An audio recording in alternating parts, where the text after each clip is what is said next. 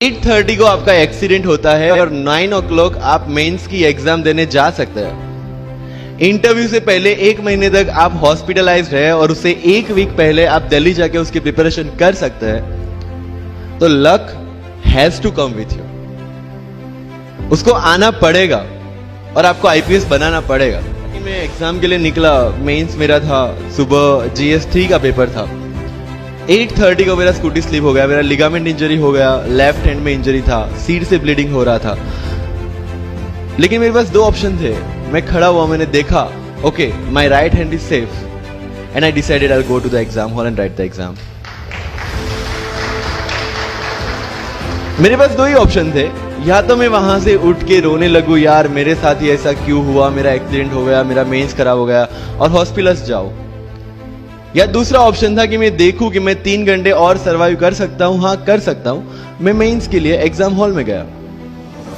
ये जितने भी फोटोग्राफ्स लगे हैं, सर ने जैसे बताया कि जितने भी इंसान सक्सेसफुल हुए, अगर आप उसकी लाइफ स्टोरी देखेंगे तो कहीं ना कहीं एक मोमेंट आता है जहां पे वो इंसान की जो स्ट्रगल है वो पीक पे हो जाते हैं। वो इस मोमेंट पे आपको डिसाइड करना है कि आपको वहां से यू टर्न लेना है या आपको वहां से आगे निकलना है। इन सब लोगों ने डिसाइड किया कि उनको वहां से आगे निकलना है। एंड दैट इज द फंडा ऑफ लाइफ। सक्सेस उन्हीं को मिलता है जो इस स्ट्रगल वाले मोमेंट से आगे निकलने की सोचता है। जब भी आपको लगे कि आपके सिर पे बहुत मुसीबत है, जब भी आपको लगे कि आप हर तरह से गिर चुके हैं, जब भी आपको लगे कि आपके पास कोई ऑप्शन नहीं है, तब एक चीज आप अपने दिमाग में लाइएगा कि यही मोमेंट है जहां से आपकी तकदीर बदलने वाली है। क्योंकि डायमंड जो होता है वो जितना ज्यादा घिसता है उतनी ज्यादा उसकी वैल्यू होती है। सोना जो होता है वो जितना ज्यादा तपता है उतनी उसकी वैल्यू होती है। अगर आप जिंदगी में तप रहे हैं, अगर आप जिंदगी में घिस रहे हैं, अगर आपको लग रहा है कि आप हर तरह से मुसीबतों में गिरे हुए हैं, तभी आपकी जो वैल्यू है वो बढ़ने वाली है।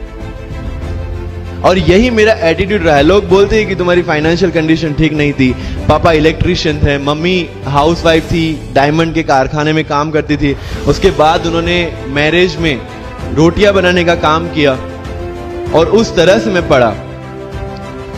लेकिन जब मुझे पूछा जाता है कि ऐसी कौन सी चीज है आपकी लाइफ में जो आप बदलना चाहते हो, एंड आई सेड नथिंग। क्योंकि अगर वो चीजें नहीं होती मेरी लाइफ में तो शायद आज आपके सामने में नहीं होता। तो अगर लाइफ में प्रॉब्लम्स है, अगर लाइफ में स्ट्रगल है, जैसे सर ने बताया struggle is a part of life and I strongly believe in that. Bharat वर्ष का सपना चंद्रगुप्त ने देखा, चाणक्य ने देखा, और उस भारत वर्ष को बनाने के लिए जब ये संघर्ष जारी था और तब राजा धनानंद की डॉटर दुर्धरा से चंद्रगुप्त को प्यार हो जाता है, और जब चाणक्य उनको बोलते कि नहीं तुम्हें उससे दूर रहना है, तब चंद्रगुप्त बोलता है आचार्य कभी कभी सोचता हूं कि जिंदगी में या ये भारत के सम्राट बनने के लिए इतना त्याग, इतना बलिदान ना देना होता तो। और तब चाणक्य रिप्लाई करते हैं तो हर कोई भारत का सम्राट होता। This is the fundamental rule of life.